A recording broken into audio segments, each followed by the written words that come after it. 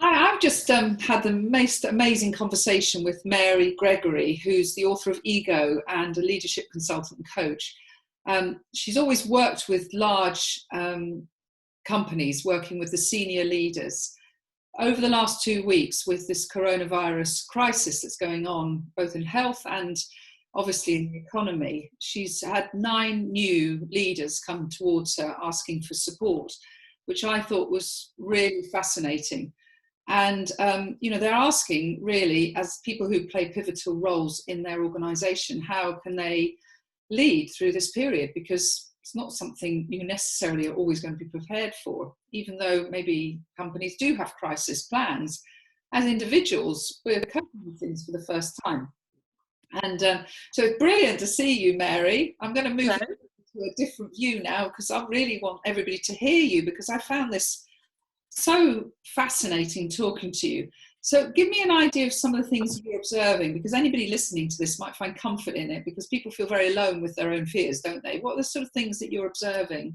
Yeah, well, first of all, I mean, in terms of being approached to work with these leaders, the impression I got was that they wanted support with being resilient, which absolutely is part of the agenda.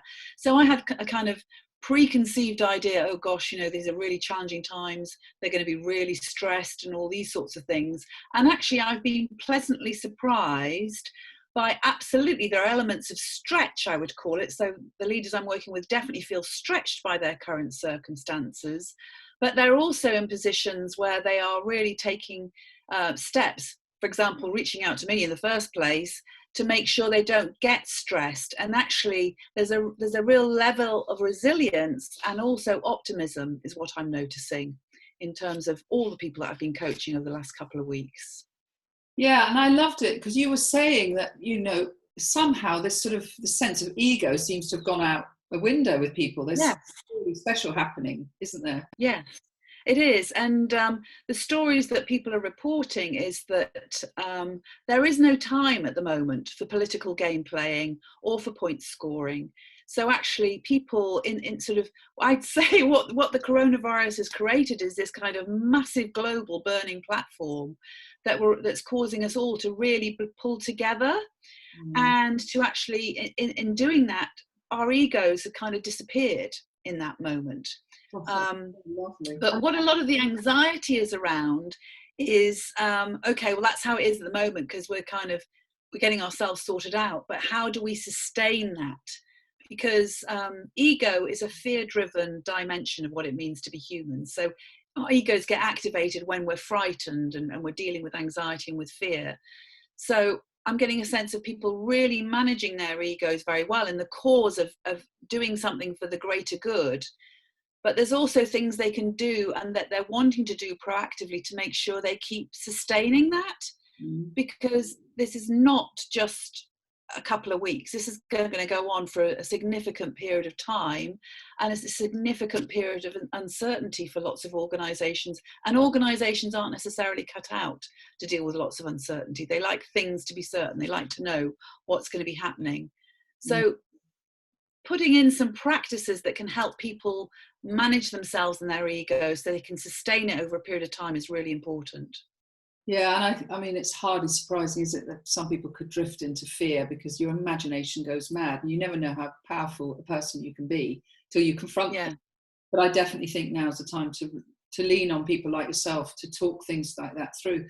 But it seems like getting rid of ego seems to be one of the many unintended positive consequences of this horrible thing that we're all going through. And I have to plug it because your book is amazing, Ego.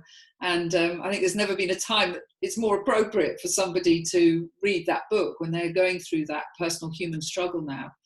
So I know that you've been giving people some thoughts, and what are sort of some maybe 4 or 5 thoughts that you've got about how people can adapt and navigate through this as leaders? Okay, so I've got kind of 5 things that are coming through. Firstly, actually, and this is what the leaders that are doing that certainly that are reaching out to me are doing, is creating time to think.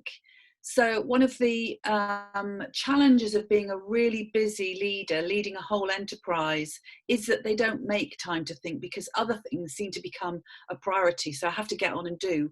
And certainly in these crisis times, there is so much to do. But actually stepping back and having that time to think, where you can look more strategically, you can consider the different options that are available, you can access insights and information that you might not necessarily have had a chance to access, so you can make more informed decisions and enlightened decisions, is really, really important. So that time to think, absolutely, I'd say that's the number one priority for people, even if it's only half an hour. I'd say in a whole week, that's something. An hour in a whole week, absolutely. And if you can put in a few minutes every day to actually just give yourself that thinking time, that is really, really important. And then the next thing I would say, which is equally as important, but I'd say is more of a discipline, is actually the ability to quieten your mind.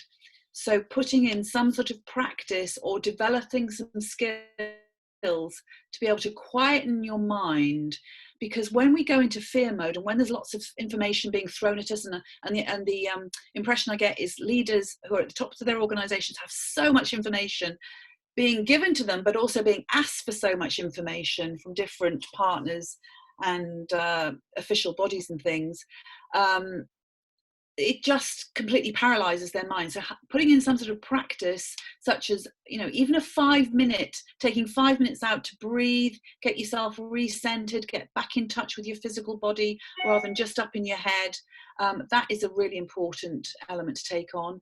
But also a daily practice of some sort, and there are loads of mindfulness apps that people can engage with, but a daily practice, say at the beginning of your day, taking 10 minutes to actually just get focused, get calm, and that actually has a cumulative effect of calming the adrenaline system over time, which also reduces the likelihood of us of activating our ego, or being vulnerable to our ego being activated. So those are two things straight up that people can do. Do you want me to keep going? Please do. I'm loving this. Oh, right. Okay. The third is about our attitude to things.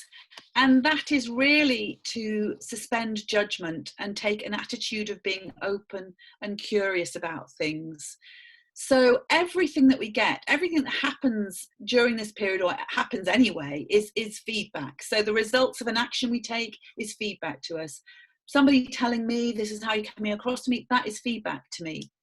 And again, from an ego perspective, we can get attached to the actions we take, and we think that that's absolutely going to be the right action. And if we take that narrow view of, I know I'm right, then that is not going to be helpful at this time. What we need is to be curious and to be open to whatever comes back to us in the form of feedback. And from that way, we can really, really engage with the learning that we're taking on. And also from that learning, make sure we start doing things differently. I mean, the whole nuance of the idea of hell is to keep doing what you've always done and then getting the same results. This really is so true in this time, is to let go of that and really to be open to the possibility of what you could do that might be different, and that everything you do is going to be learning. And curiosity, coming from that place of just being really curious and interested as to what somebody might be saying to you, what might have happened as a result of an action, really helps you learn and move forward, and also is a key to innovating solutions that you might well never have thought of before. So that is another thing that I think is really, really important. The fourth thing I'm going to focus on is about how we manage our energy. And I'm conscious that some of the things I've mentioned so far, particularly creating time to think, having time to quieten your mind, is a commitment to putting some energy to one side, to putting some time to one side rather. And what leaders often feel in circumstances like these is that they haven't got enough time. Their time is they've got so many demands being made on them and their time. And this is really a chance for people to put in some ways of actually managing their energy rather than their time. So I've had leaders say to me, oh, I'm on calls from 8 a.m. till 8 p.m. in the evening, non-stop video calls. It's never stopped. By the end of the day, my brain is completely zonked. Well, I would assert that actually it won't be the end of the day that your brain's zonked. You'll be zonked a period during that time of the day. So the thing about how can you break your day up into a series of short sprints? So you might have a video call from 8 o'clock till 9 o'clock. Be disciplined around putting in even a 5-minute break. I would ideally say a 15-minute break. So you've got time to consolidate the thinking, the actions, the decisions that have been made from that previous meeting, but also get yourself prepared for the next meeting. Because I would say that it's very hard to be effective consistently through all those different meetings if you're not allowing that time to have a break. And in that break, take a breath. Practice some simple methods of quietening your mind if that's what you need at that time, or walk around, go out and get a breath of fresh air, grab a drink, grab a piece of fruit or something to eat, but something that will keep you sustained and will keep your energy topped up, because your energy is constantly going to be made demands upon and you'll be draining it. And the most important thing is to make sure that you keep topping your energy up. And the final thing, which I think is really, really important, is the practice of self-compassion.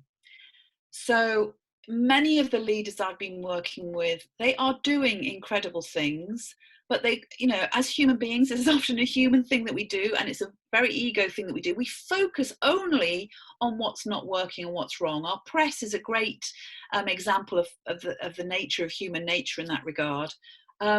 So my encouragement is to practice self-compassion, and to also, in that element of self-compassion, remind yourself of what you are doing well and what you are succeeding on.